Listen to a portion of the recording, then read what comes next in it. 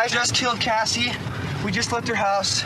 This is not a fucking joke. I'm shaking. I stabbed her in the throat and I saw her lifeless body. When you think of the word prisoner, you don't think of someone who did a crime.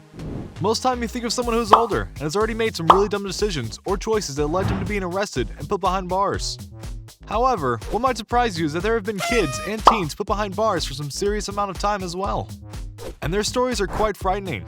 Allow us to show you the 5 youngest kids who were sentenced to prison. Be sure to like the video and subscribe to the channel.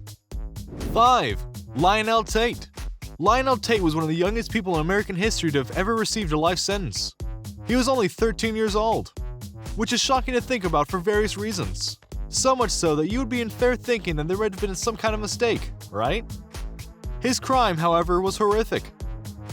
In 2001, Tate claimed he had been practicing wrestling moves with his 6-year-old neighbor, but her injuries told a different story. Lionel beat her over the course of 5 minutes with fists and stomping and kicking and punching. She'd been stomped on and beaten forcefully and died of multiple lacerations and fractured bones. Objectively, there have been many people who have died by trying to do wrestling moves at home, which is why the major wrestling promotions do ads to tell viewers to not try this at home. But it was clear here that it was something much more sinister, and thus his life sentence was served. 4. Brian Lee Draper. There should be no law against killing people. Inspired by the 1999 Columbine High School massacre, Brian Lee Draper set out to kill a classmate in 2006. Draper and his accomplice, Tori Adamczyk, carefully planned the murder of classmate Casey Jo Studart. When they were just 16 years old, the pair hid in her house, cut the power, and stabbed her 29 times. Both blame each other for the crime, and both are serving life sentences. This one is disturbing for all sorts of reasons, not the least of which was that the pair was inspired by a mass shooting at a school, which immediately puts into question their mental health state. Then there was the rather diabolical planning that they had thought up to go and kill their classmate. And then of course, after the crime was done, they blamed each other. It's due to people like this that people just wonder how many more dark events like Columbine and other mass shooting events we're gonna have before things finally change. Dude, I just killed Cassie. Oh, fuck. That felt like it wasn't real. I mean, it went by so fast. Shut the fuck up, we gotta get our act straight. Okay. 3. Joshua Phillips. When Joshua Phillips was 14 years old, he strangled and stabbed his 8-year-old neighbor, then hid her body under his waterbed. 8 days later, his mother was cleaning his room when she noticed a foul smell. There in her son's room was a neighborhood child that everyone had been searching for. Phillips claimed that he committed the crime after accidentally hitting the girl with a baseball.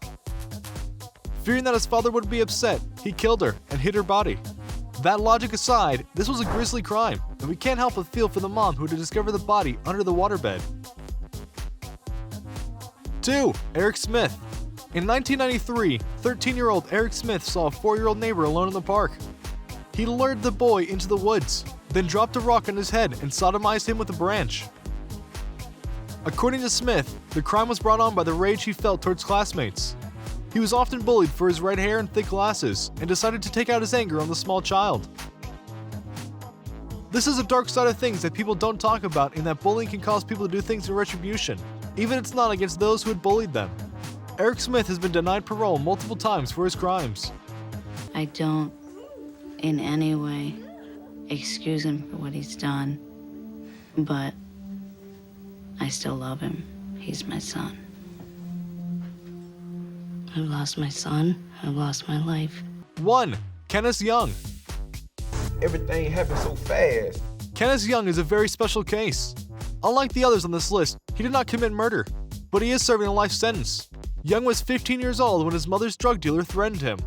Unless he helped with an armed robbery, the man would harm his family. Young complied, but stopped the dealer from raping a young woman.